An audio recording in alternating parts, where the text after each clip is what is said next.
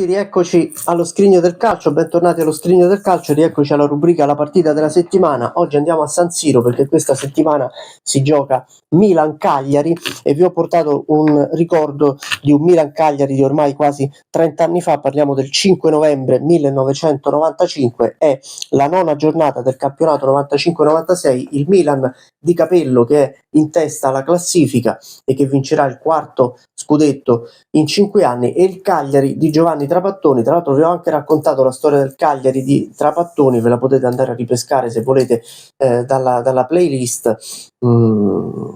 Non ebbe particolare fortuna lo storico allenatore in Sardegna, ma arriva a giocarsi questo Milan-Cagliari che fu un posticipo serale della domenica, di domenica 5 novembre 1995, una partita molto particolare perché il Milan di Capello, che solitamente era una squadra molto solida dal punto di vista difensivo, e il Cagliari era una squadra che in quel periodo faceva difficoltà, fu una partita ricca di gol. Adesso vi faccio vedere la pagina del Guiri Sportivo che dice molti gol ma lo spettacolo lascia a desiderare. È più che altro riferito al Milan questo commento piuttosto che al Cagliari. Ecco qui, Milan-Cagliari 3-2, adesso vi farò vedere poi nello specifico meglio qualcosa.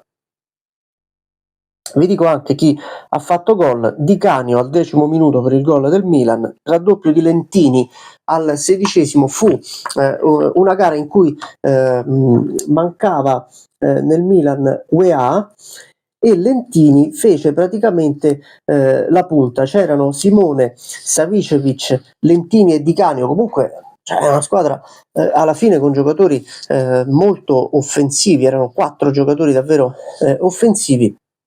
Fece fare la torre a Lentini Capello, e Lentini fece un grandissimo gol di testa su assist in rovesciata di Canio e fece realizzò il gol del 2-0. Poi al 34° segnò Oliveira per il Cagliari su azione, su una palla quasi un contropiede dei sardi. Arrivò il 3-1 di Marco Simone, che l'anno precedente aveva fatto 17 gol, in quell'anno lì, complice anche l'arrivo di UEA, segnò un pochino meno. All'inizio del secondo tempo Milan sul 3-1 e poi arriva il calcio di rigore ancora di Oliveira, che fece così una doppietta al 67°. Una piccola sofferenza finale dei rossoneri, ma poi arrivò comunque alla fine la vittoria, il 3-2 finale, una delle tante vittorie del Milan in quella stagione. Ci sono in alto qui i 3 gol del Milan, in basso c'è gol di Oliveira su calcio di rigore, ve lo faccio vedere se ci riesco un po' più da vicino, e in basso qui, dove io muovo il dito ma proprio in basso alla pagina, c'è il saluto fra Fabio Capello e Giovanni Trapattoni che si incontrano in quella stagione. Vi faccio vedere anche l'organico delle due squadre con gli album. Eccolo qui c'è il Milan 95-96 che sarà campione d'Italia a fine anno, eccolo. E adesso vi faccio vedere, già che ci siamo, anche il Cagliari, che poi manderà via Trapattoni per far posto a Bruno Giorgi.